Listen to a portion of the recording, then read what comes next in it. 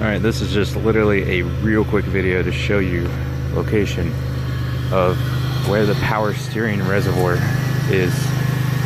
Because I had a hell of a time finding it. If you don't have a manual, yeah, good luck finding it. It's actually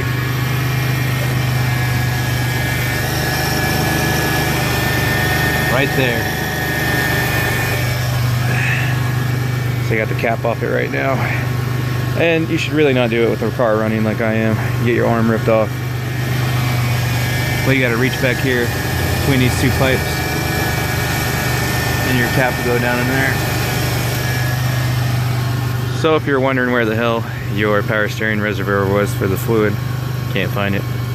That's where it is, on these Grand Prix and the Impala, Malibu, anything with this GM 3800 V6 in it.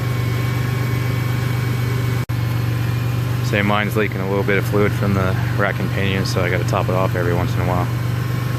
And those pipes, by the way, they get very hot.